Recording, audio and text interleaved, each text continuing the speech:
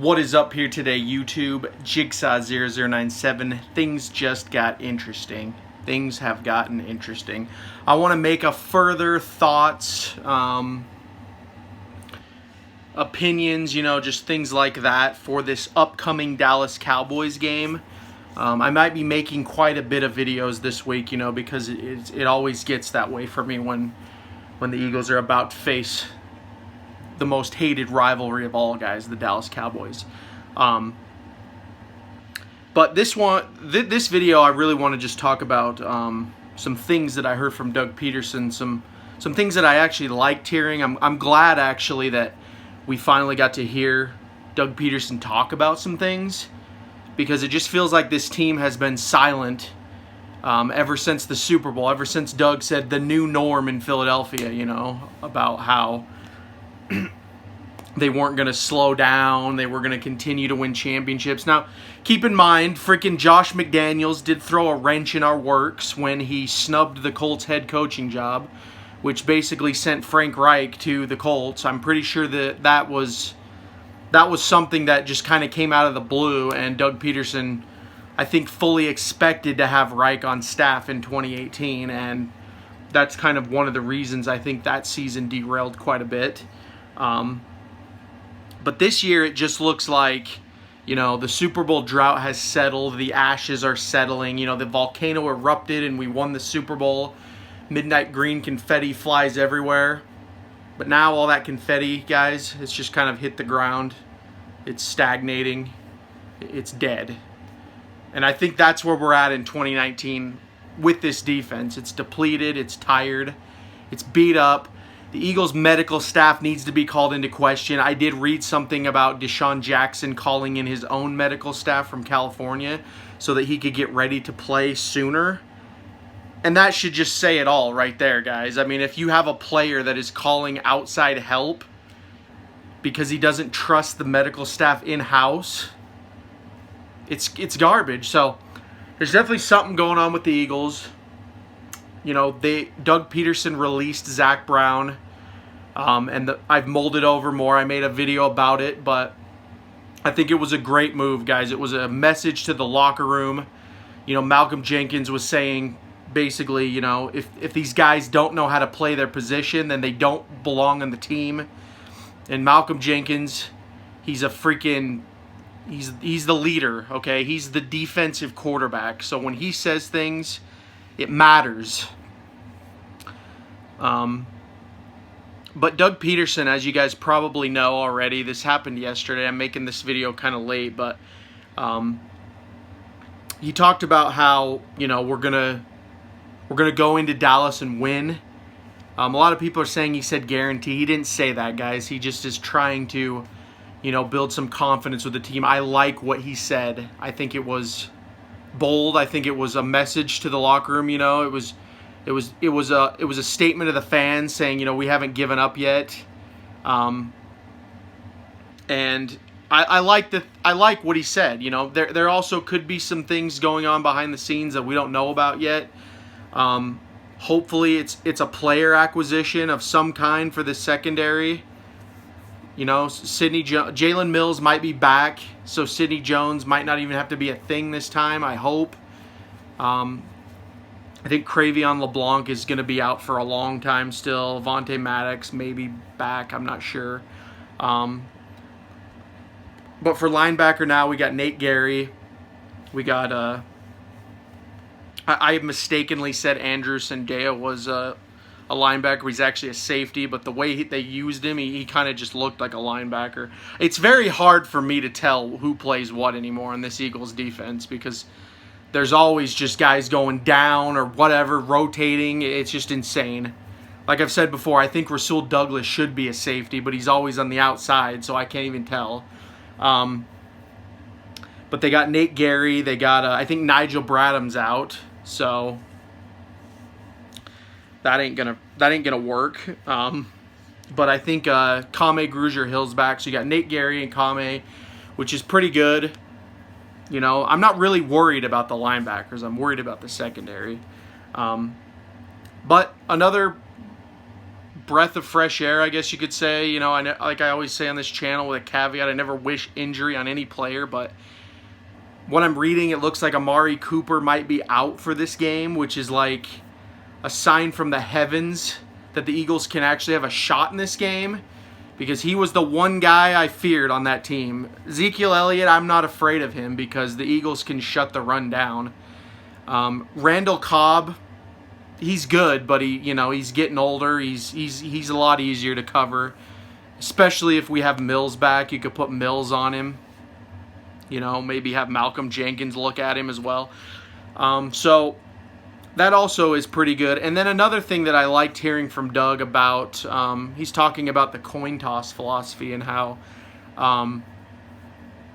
you guys already know this. He's commonly deferred when he wins the coin toss, meaning he'll get it in the second half. He gives the ball to the opposing offense in the first half so that they basically start the game with the defense on the field.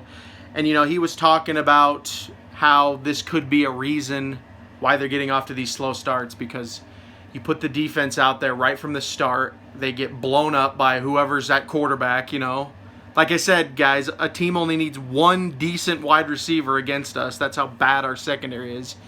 And they can get down the field in like 3-4 plays. And so I like that as well, because hopefully if they win the coin toss, maybe he just gives the ball to Carson Wentz to start.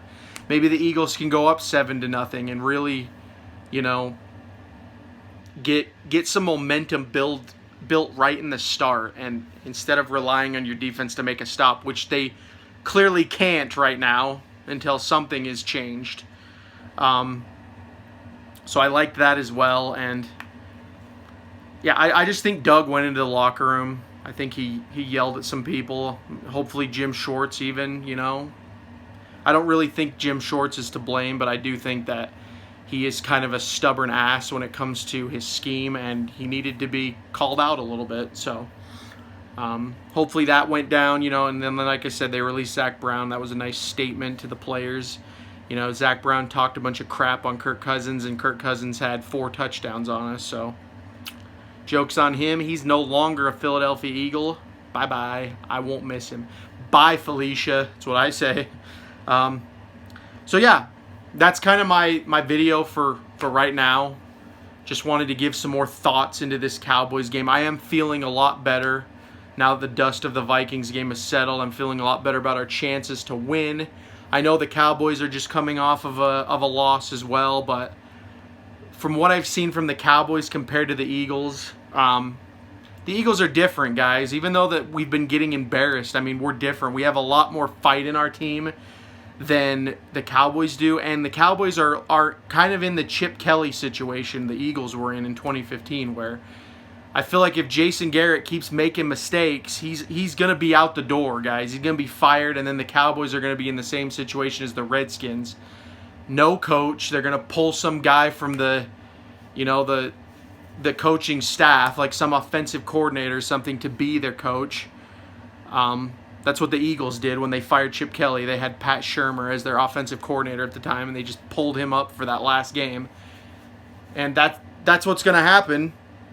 And if that happens, the Cowboys they're going to be in a really tough spot. So I don't see the Eagles near even close to that. I don't see anyone on the hot seat on the coaching staff right now, even though a lot of people are saying Jim Schwartz needs to be fired and, Mike Gross sucks, whatever. That may be true, but the Eagles aren't going to just fire these guys right now. They'd have to lose like 3 or 4 straight before this would be a conversation. And as it stands, the Eagles they've actually won 2 straight, and then they lost to the Vikings. So we're just coming off of a bitter loss.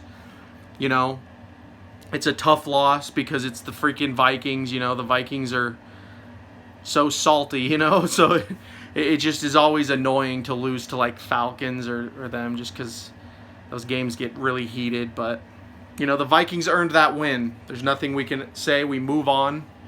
We regroup. Like Doug Peterson said, we beat this Dallas team. We lead the East. We are controlling our own destiny again, and we go on from there. We basically have a chance to really, really hurt Dallas this week and It's going to be an intense game. I'm not saying the Eagles are going to win this game because the Cowboys, you know, it's always how it is against the Eagles. Also, the refs, you know, I'm not trying to, like, discredit the Cowboys, but the refs historically have helped them out. You guys remember last year, not a clear recovery.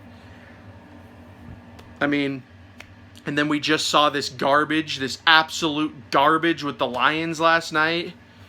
The refs are really bad this year, especially this year. I've been really noticing it. So I hope it doesn't come to that, guys. I hope it is just a nice, clean division game, and whoever wins, you feel like they deserve to win. That's what I want to see. And if the Eagles manage to lose this one, then whatever, you know. The Cowboys are a hungry team as well. So, anyway, like I said, feeling a lot better about it. I've rambled on long enough. Let me know what you guys think about all of this stuff that I've mentioned. You know, Doug Peterson, all that stuff. What do you guys think the Eagles need to do? Maybe even this week or after the Cowboys game to stay in this race. Do you think the Eagles are actually a playoff team? That's something I've been mulling over myself. It's even if they win the division, how far can they go in the playoffs? You got teams like the 49ers looking really good right now. You know, Russell Wilson has historically been really hard for us to beat. You know, the Panthers are taking off without Cam Newton. There's a lot going on in the NFL right now, and the Eagles just don't look like they are that team outside of the East. So that's my thoughts on that, and I'd love to hear your guys' thoughts. But anyway, thank you so much for watching the video. If you are new to the channel, be sure to hit that subscribe button, as I will be covering the Eagles and the NFL all season long. To all my returning viewers, make sure you hit that notification bell so that you can get notified when I make videos like this in the future, and really goes a long way to help support the channel and get through YouTube's horrible algorithm. But anyway, guys, thank you so much again. This has been Jigsaw0097. You guys are the best. I will talk to you all later.